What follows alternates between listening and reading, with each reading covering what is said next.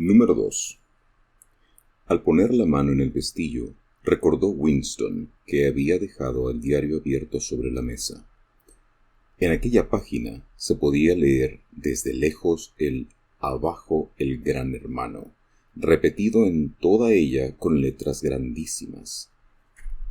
Pero Winston sabía que incluso en su pánico no había querido estropear el cremoso papel cerrando el libro mientras la tinta no se hubiera secado. Contuvo la respiración y abrió la puerta. Instantáneamente le invadió una sensación de alivio.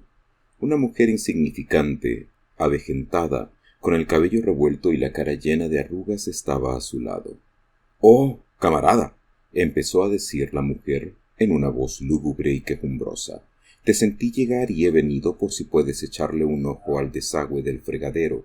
Se nos ha atascado». Era la señora Parsons, esposa de un vecino del mismo piso. Señora era una palabra desterrada por el partido, ya que había que llamar a todos camaradas, pero con algunas mujeres se usaba todavía instintivamente. Era una mujer de unos 30 años, pero aparentaba mucha más edad. Se tenía la impresión de que había polvo reseco en las arrugas de su cara. Winston la siguió por el pasillo. Estas reparaciones de aficionado constituían un fastidio casi diario. Las casas de la Victoria eran unos antiguos pisos construidos hacia 1930 aproximadamente y se hallaban en estado ruinoso. Caían constantemente trozos de yeso del techo y de la pared. Las tuberías se estropeaban con cada helada. Había innumerables goteras y la calefacción funcionaba solo a medias cuando funcionaba, porque casi siempre la cerraban por economía. Las reparaciones, excepto las que podía hacer uno por sí mismo, tenían que ser autorizadas por remotos comités que solían retrasar 2 años, incluso la compostura de un cristal roto. «Si le he molestado es porque Tom no está en casa», dijo la señora Parsons vagamente. El piso de los Parsons era mayor que el de Winston y mucho más descuidado. Todo parecía roto y daba la impresión de que allí acababa de agitarse un enorme y violento animal. Por el suelo estaban tirados diversos artículos para deportes: bastones de hockey, guantes de boxeo, un balón de reglamento, unos pantalones vueltos del revés, y sobre la mesa había un montón de platos sucios y cuadernos escolares muy usados. En las paredes, unos carteles rojos de la Liga Juvenil y de los Espías y un gran cartel con el retrato de tamaño natural del Gran Hermano.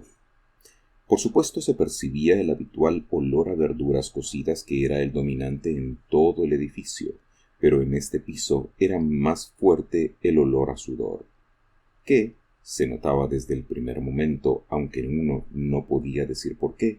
Era el sudor de una persona que no se hallaba presente entonces. En otra habitación, alguien con un peine y un trozo de papel higiénico trataba de acompañar a la música militar que brotaba todavía de la telepantalla. «Son los niños», dijo la señora Parsons, lanzando una mirada aprensiva hacia la puerta. «Hoy no han salido. Y desde luego...». Aquella mujer tenía la costumbre de interrumpir sus frases por la mitad. El fregadero de la cocina estaba lleno casi hasta el borde con agua sucia y verdosa que olía aún peor que la verdura. Winston se arrodilló y examinó el ángulo de la tubería, donde estaba el tornillo. Le molestaba emplear sus manos y también tener que arrodillarse, porque esta postura le hacía toser. La señora Parsons lo miró desanimadamente. «Naturalmente, si Tom estuviera en casa lo arreglaría en un momento. Le gustan esas cosas. Es muy hábil con cosas manuales. Sí, Tom es muy...». Parsons era el compañero de oficina de Winston en el Ministerio de la Verdad. Era un hombre muy grueso, pero activo y de una estupidez asombrosa. Una masa de entusiasmos imbéciles. Uno de esos idiotas de los cuales todavía más que de la policía del pensamiento dependía la estabilidad del partido. A sus 35 años acababa de salir de la Liga Juvenil y, antes de ser admitido en esa organización, había conseguido permanecer en la de los espías un año más de lo reglamentario. En el ministerio estaba empleado en un puesto subordinado para el que no se requería inteligencia alguna. Pero, por otra parte, era una figura sobresaliente del comité deportivo y de todos los demás comités dedicados a organizar excursiones colectivas, manifestaciones espontáneas, las campañas pro ahorro y, en general, todas las actividades voluntarias. Informaba a quien quisiera oírle, con tranquilo orgullo y entre chupadas a su pipa, que no había dejado de acudir ni un solo día al centro de comunidad durante los 4 años pasados. Un fortísimo olor a sudor, una especie de testimonio inconsciente de su continua actividad y energía, le seguía a donde quiera que iba y quedaba tras él cuando se hallaba lejos. —¿Tiene usted un destornillador? —dijo Winston, tocando el tapón del desagüe. —¿Un destornillador? —dijo la señora Parsons, movilizándose inmediatamente. Pues, no sé, es posible que los niños... En la habitación de al lado se oían fuertes pisadas y más trompetazos con el peine. La señora Parsons trajo el destornillador.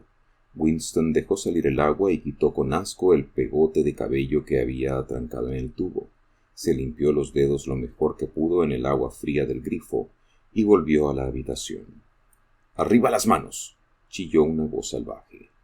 Un chico, guapo y de aspecto rudo, que parecía tener unos 9 años, había surgido por detrás de la mesa y amenazaba a Winston con una pistola automática de juguete, mientras que su hermanita, de unos 2 años menos, hacía el mismo ademán con un pedazo de madera. Ambos iban vestidos con pantalones cortos azules, camisas grises y pañuelo rojo al cuello. Este era el uniforme de los espías. Winston levantó las manos, pero a pesar de la broma, sentía cierta inquietud por el gesto de maldad que veía en el niño. —¡Eres un traidor! —gritó el chico. —¡Eres un criminal mental! ¡Eres un espía de Eurasia! ¡Te mataré! ¡Te vaporizaré! ¡Te mandaré a las minas de sal! De pronto, tanto el niño como la niña empezaron a saltar en torno a él, gritando «¡Traidor! ¡Criminal mental!», imitando la niña todos los movimientos de su hermano. Aquello producía un poco de miedo, algo así como los juegos de los cachorros de los tigres, cuando pensamos que pronto se convertirán en devoradores de hombres. Había una especie de ferocidad calculadora en la mirada del pequeño, un deseo evidente de darle un buen golpe a Winston, de hacerle daño de alguna manera, una convicción de ser ya casi lo suficientemente hombre para hacerlo. «Qué suerte que el niño no tenga en la mano más que una pistola de juguete», pensó Winston. La mirada de la señora Parsons iba nerviosamente de los niños a Winston y de éste a los niños. Como en aquella habitación había mejor luz, pudo notar Winston que en las arrugas de la mujer había efectivamente polvo. «Hacen tanto ruido», dijo ella. «Están disgustados porque no pueden ir a ver ahorcar a esos. Estoy segura de que por eso revuelven tanto. Yo no puedo llevarlos, tengo demasiado que hacer, y Tom no volverá de su trabajo a tiempo». «¿Por qué no podemos ir a ver cómo los cuelgan?», gritó el pequeño con su tremenda voz impropia de su edad. «¡Queremos verlos colgar! ¡Queremos verlos colgar!», canturreaba la chiquilla mientras saltaba. Varios prisioneros eurásicos, culpables de crímenes de guerra, serían ahorcados en el parque aquella tarde, recordó Winston. Esto solía ocurrir una vez al mes y constituía un espectáculo popular. A los niños siempre les hacía gran ilusión asistir a él. Winston se despidió de la señora Parsons y se dirigió hacia la puerta, pero apenas había bajado 6 escalones cuando alguien le dio en el cuello por detrás, produciéndole un terrible dolor. Era como si le hubieran aplicado un alambre incandescente. Se volvió a tiempo de ver cómo retiraba la señora Parsons a su hijo del descansillo. El chico se guardaba un tirachinas en el bolsillo. «¡Goldstein!», gritó el pequeño, antes de que la madre cerrara la puerta. Pero lo que más asustó a Winston fue la mirada de terror y desamparo de la señora Parsons. De nuevo en su piso, cruzó rápidamente por delante de la telepantalla y volvió a sentarse ante la mesita sin dejar de pasarse la mano por su dolorido cuello. La música de la telepantalla se había detenido. Una voz militar estaba leyendo, con una especie de brutal complacencia, una descripción de los armamentos de la nueva fortaleza flotante que acababa de ser anclada entre Islandia y las Islas Feroe. Con aquellos niños, pensó Winston, la desgraciada mujer debía de llevar una vida terrorífica.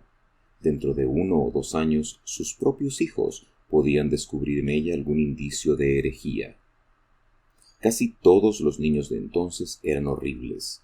Lo peor de todo era que esas organizaciones, como la de los espías, los convertían sistemáticamente en pequeños salvajes ingobernables, y sin embargo, este salvajismo no les impulsaba a rebelarse contra la disciplina del partido. Por el contrario, adoraban al partido y a todo lo que se relacionaba con él. Las canciones, los desfiles, las pancartas, las excursiones colectivas, la instrucción militar infantil con fusiles de juguete, los slogans gritados por doquier, la adoración del Gran Hermano. Todo ello era para los niños un estupendo juego. Toda su ferocidad revertía hacia afuera contra los enemigos del Estado, contra los extranjeros, los traidores y saboteadores y criminales del pensamiento. Era casi normal que personas de más de 30 años les tuvieran un miedo cerval a sus hijos, y con razón, pues apenas pasaba una semana sin que el Times publicara unas líneas describiendo cómo alguna viborilla, la denominación oficial era heroico niño, había denunciado a sus padres a la policía del pensamiento, contándole a ésta lo que había oído en casa. La molestia causada por el proyectil del tirachinas se le había pasado. Winston volvió a coger la pluma preguntándose si no tendría algo más que escribir. De pronto empezó a pensar de nuevo en O'Brien. Años atrás, ¿cuánto tiempo hacía? Quizás 7 años. Había soñado Winston que paseaba por una habitación oscura. Alguien sentado a su lado le había dicho al pasar él: «Nos encontraremos en el lugar donde no hay oscuridad». Se lo había dicho con toda calma, de una manera casual, más como una afirmación cualquiera que como una orden. Él había seguido andando, y lo curioso era que al oírlas en el sueño, aquellas palabras no le habían impresionado. Fue solo más tarde, y gradualmente, cuando empezaron a tomar significado. Ahora no podía recordar si fue antes o después de tener el sueño, cuando había visto a O'Brien por vez primera. Y tampoco podía recordar cuándo había identificado aquella voz como la de O'Brien, pero, de todos modos, era indudablemente O'Brien quien le había hablado en la oscuridad. Nunca había podido sentirse absolutamente seguro, incluso después del fugaz encuentro de sus miradas esta mañana, de si O'Brien era un amigo o un enemigo. Ni tampoco importaba mucho esto. Lo cierto era que existía entre ellos un vínculo de comprensión más fuerte y más importante que el afecto o el partidismo. «Nos encontraremos en el lugar donde no hay oscuridad», le había dicho. Winston no sabía lo que podían significar estas palabras, pero sí sabía que se convertirían en realidad. La voz de la telepantalla se interrumpió. Sonó un claro y hermoso toque de trompeta, y la voz prosiguió en tono chirriante. «Atención. Vuestra atención, por favor. En este momento nos llega un notirrelámpago del frente Malabar. Nuestras fuerzas han logrado una gloriosa victoria en el sur de la India. Estoy autorizado para decir que las batallas a que me refiero pueden aproximarnos bastante al final de la guerra. He aquí el texto del notirrelámpago». «Malas noticias», pensó Winston. Ahora seguirá la descripción con un repugnante realismo del aniquilamiento de todo un ejército eurásico, con fantásticas cifras de muertos y prisioneros, para decirnos luego que, desde la semana próxima, reducirán la ración de chocolate a 20 gramos en vez de los 30 de ahora. Winston volvió a eructar. La ginebra perdía ya su fuerza y lo dejaba desanimado.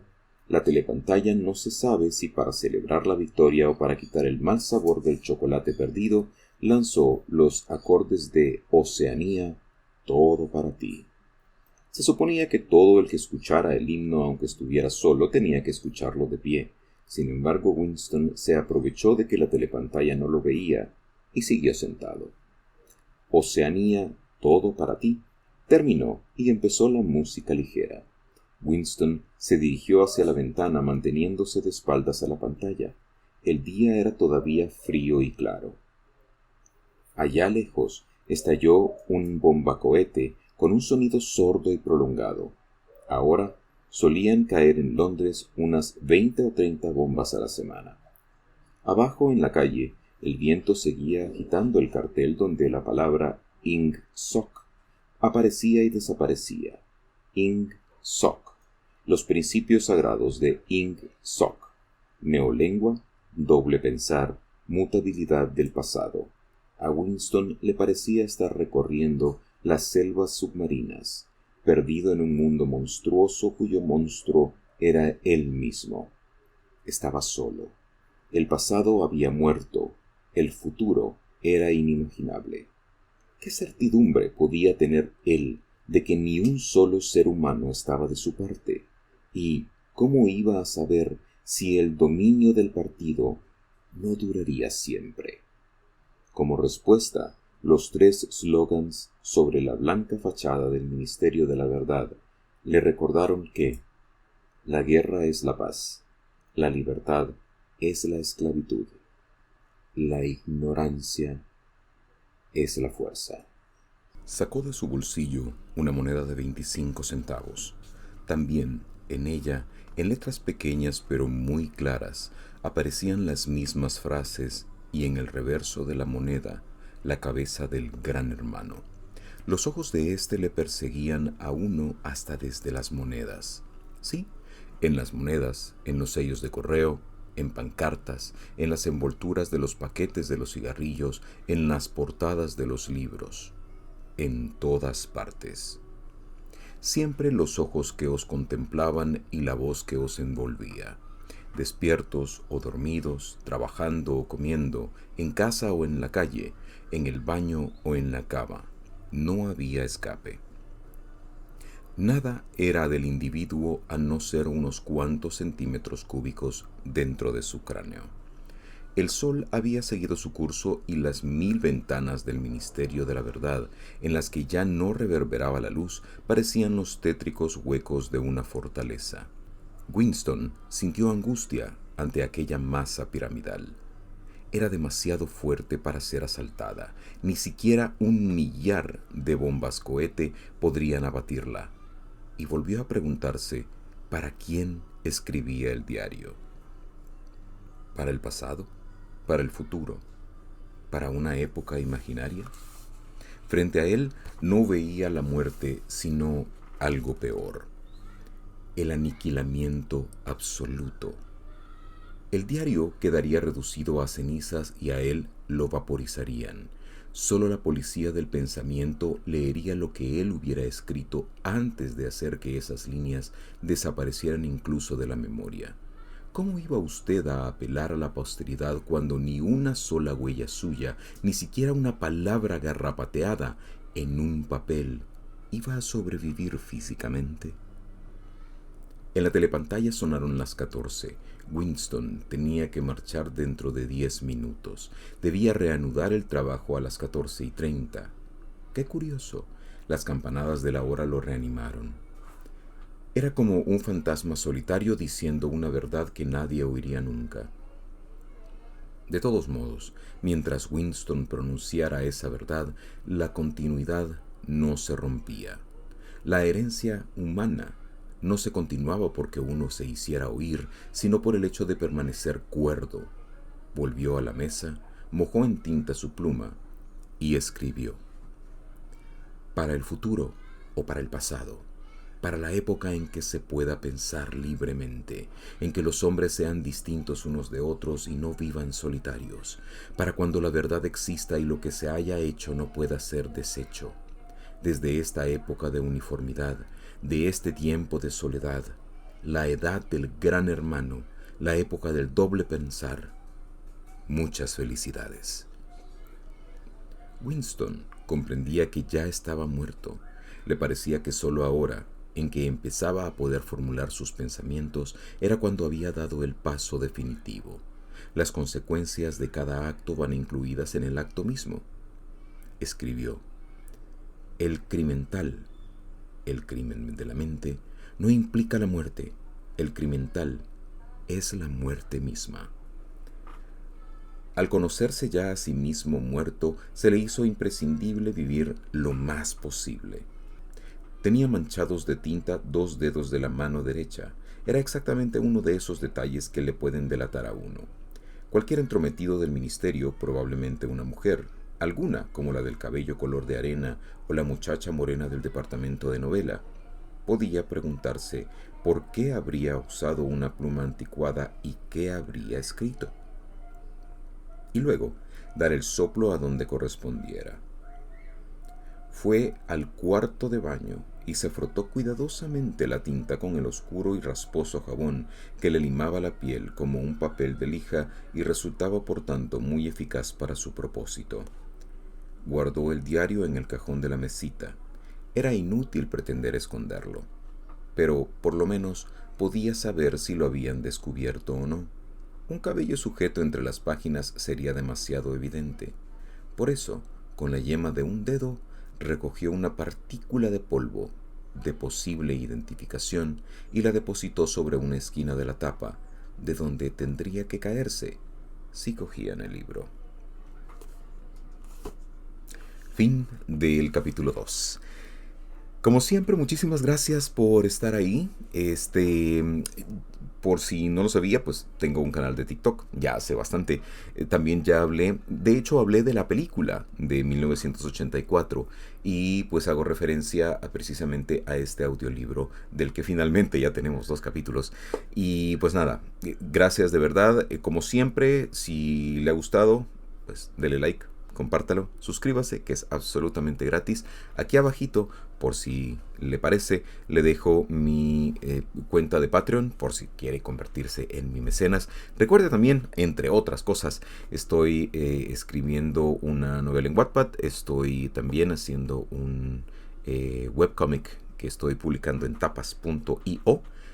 Si me es posible, si me recuerdo, le dejo aquí abajito los enlaces por si de repente le resulta interesante. Y nada más. Muchísimas gracias una vez más. Pues nos vemos pronto, espero yo. Y recuerde, lea, el conocimiento es poder. Paz.